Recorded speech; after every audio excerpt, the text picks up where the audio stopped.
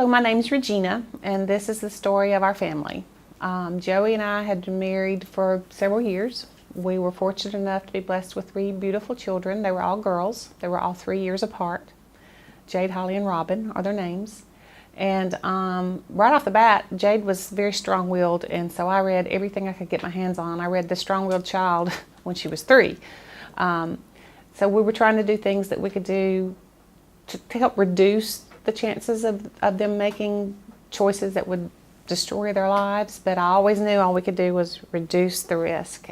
They all had a little bit of dyslexia, issues with reading, so we dealt with that. They all had ADD in one form or another, and so we dealt with training them to be organized and to stay focused and control their impulses. I used to call it keeping it in your seat, so you can wiggle your feet and wiggle your hands, but you're not to get out of your seat and so forth, and they were doing beautifully.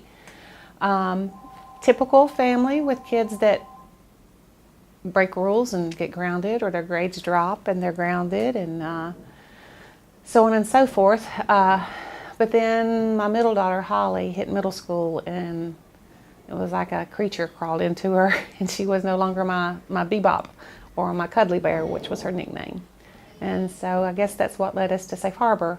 Eventually she made some really bad choices. Some of the early changes I saw were typical adolescent issues. Having a degree in education, I understood that they hit adolescence, and there's all that everything is wonderful or everything's terrible, and you have to, as the adult, remind them that, you know, most days are just sort of in the middle.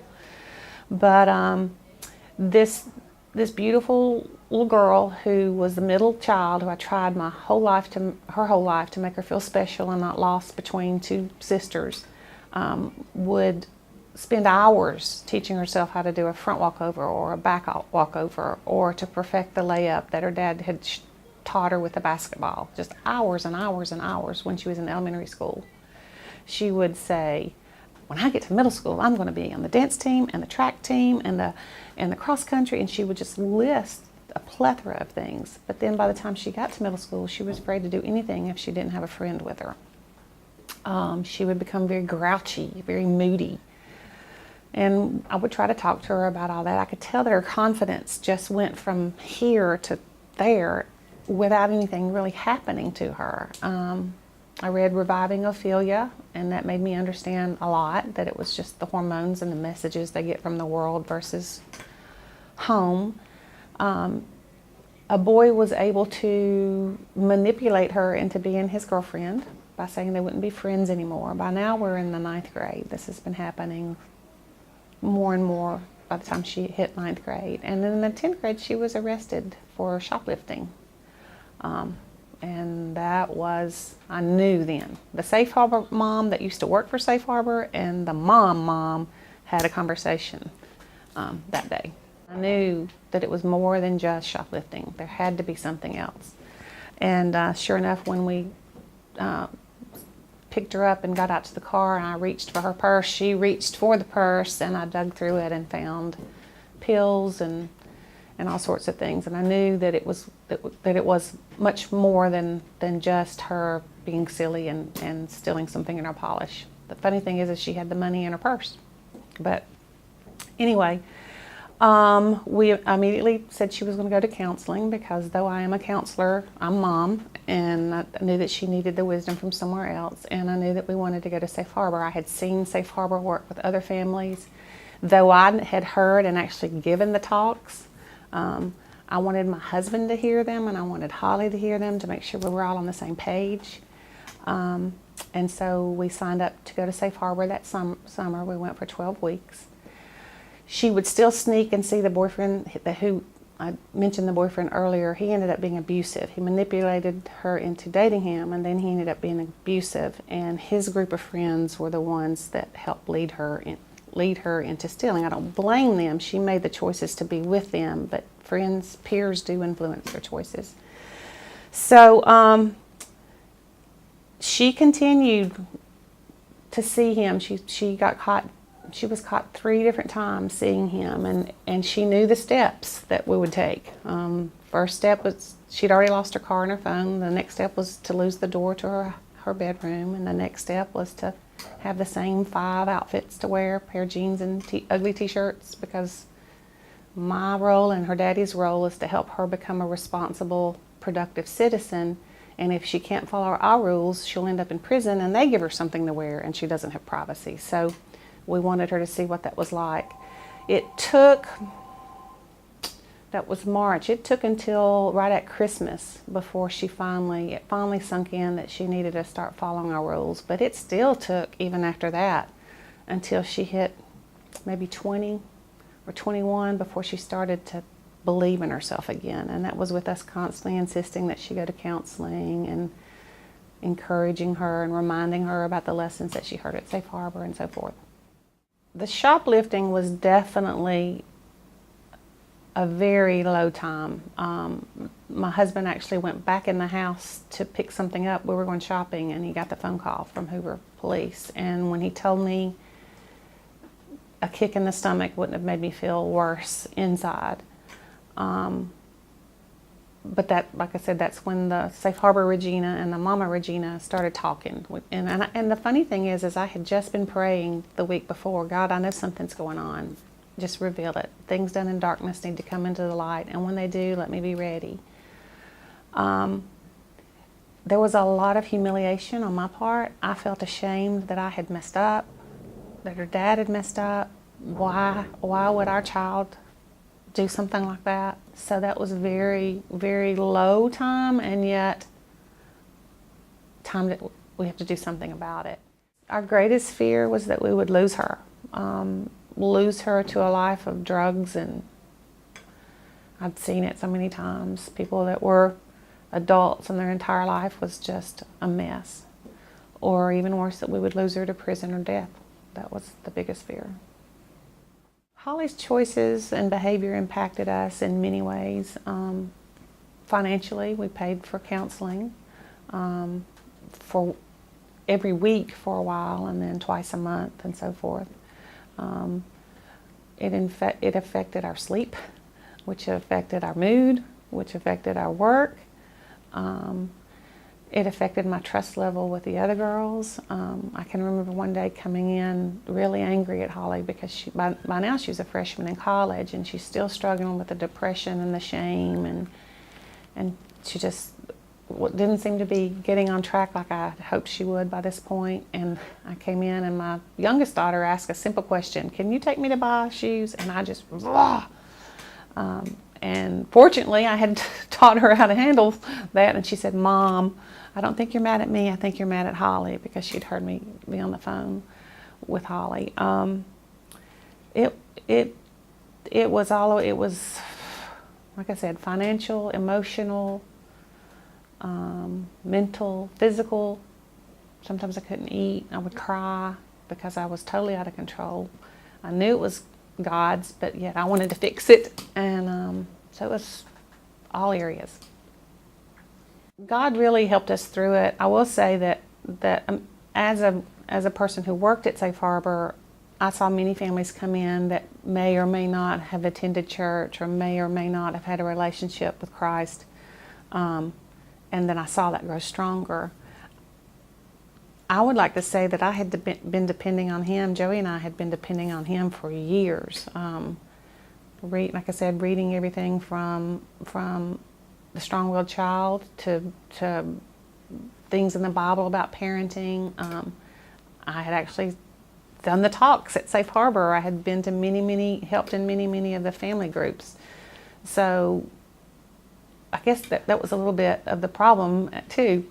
How could God let this happen? But I can remember when I would do the parenting talk and I would talk about the high encouragement and the high discipline. So you give the love and the encouragement along with consequences, both good and bad, for their choices.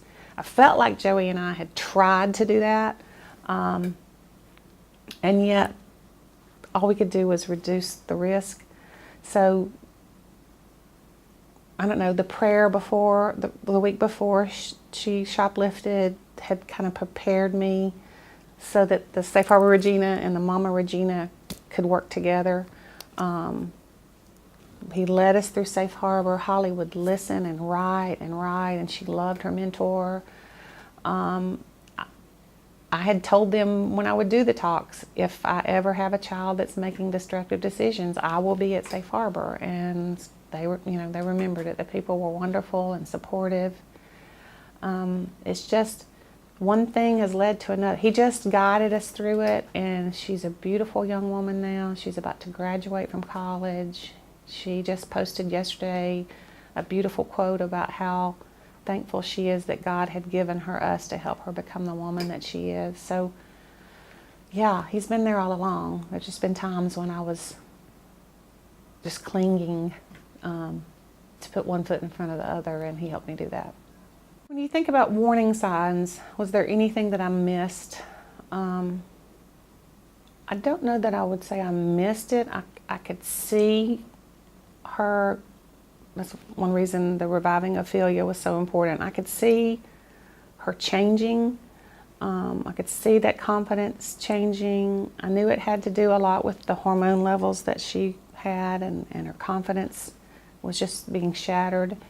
I also was fooled by some friends that I thought was okay. And I remember one of the sheets that we had that we would give out at Safe Harbor had something about the signs and symptoms to look for, a change in friends or a change in those friends she's had forever. And that was the thing I was seeing. They were dressing more and more out of the norm. It started off with just a little and then a little more and a little more.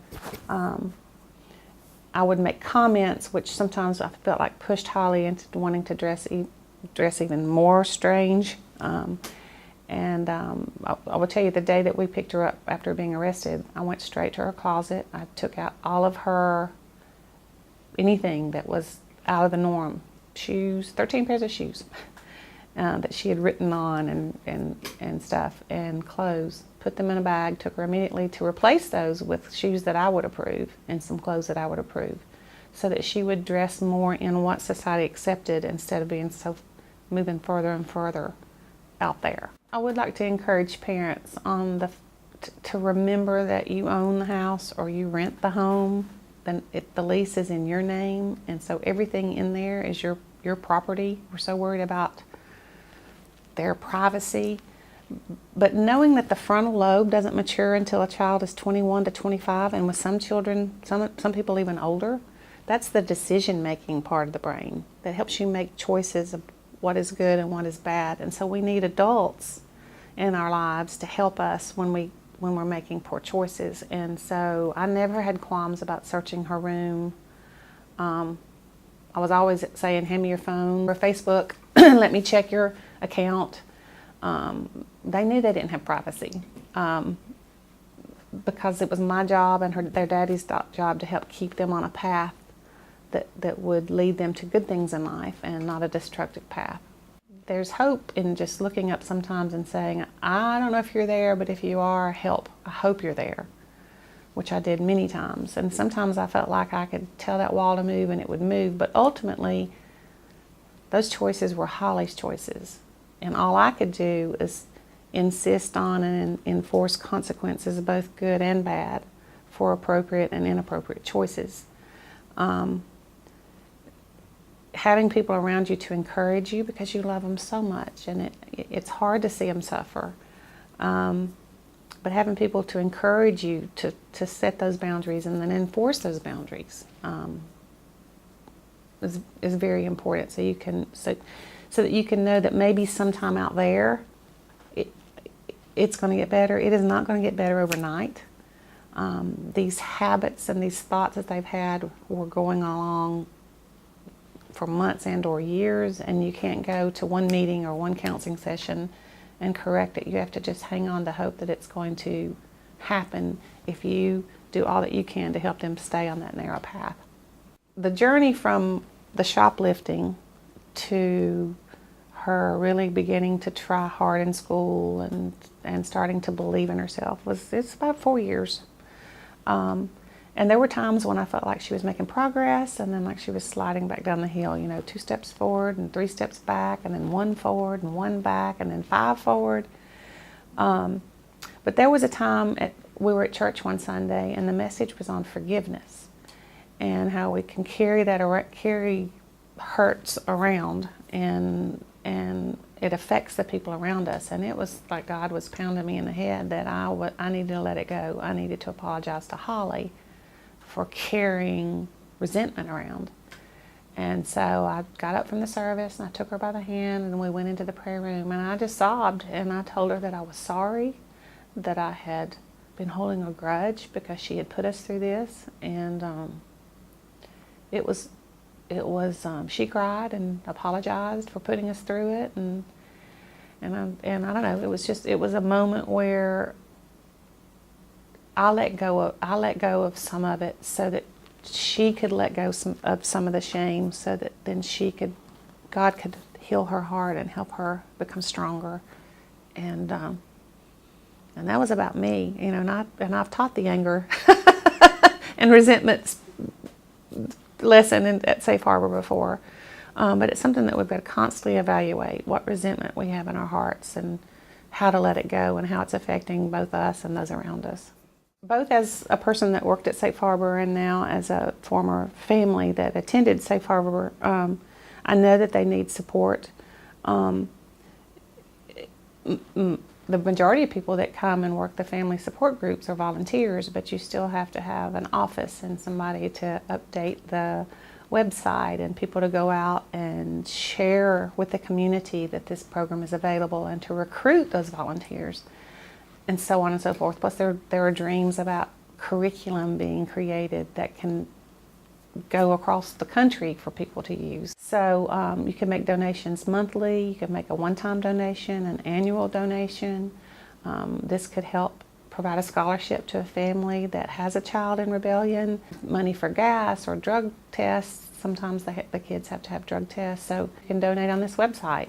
So it would be greatly appreciated. Another way you can help Safe Harbor is to put it on your prayer list, something that you would pray for the children, the parents, and the people who are working to have discernment and wisdom to know how to help guide them and support them. I think it would be important for people to stay connected to Safe Harbor through a variety of means. They can like Safe Harbor on Facebook. They can go to the YouTube channel and look at the videos that they will update. And of course this website, they have a newsletter. Part of that is to know what's going on with Safe Harbor, but also to know what's going on with current youth culture, because the enemy is always twisting and turning and changing things, so that we need to keep up with what's going on with the kids of the day. Staying up to date with that and getting the newsletters and checking out the website regularly so that you know how to pray, and then you also know to share that wisdom with other people.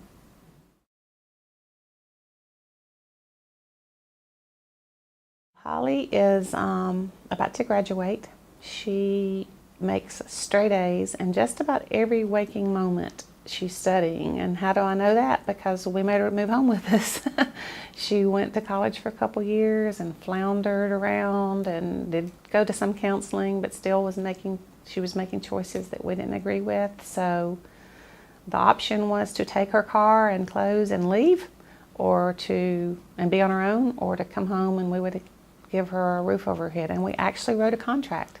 If you've heard about that from Safe Harbor, we wrote a contract, and she moved home with us and was very down for a while, hard on herself, but then decided she better do something about it. And like I said, she studies just about every waking moment during the day and sometimes at night as well. She makes straight A's. Her professors use her as an example in class, but she tells me, and we talk about how good that makes her feel. They've all told her that they will be very happy to recommend her for a job when she graduates. So I see a bright future for Holly. She's my bebop again, my cuddly bear.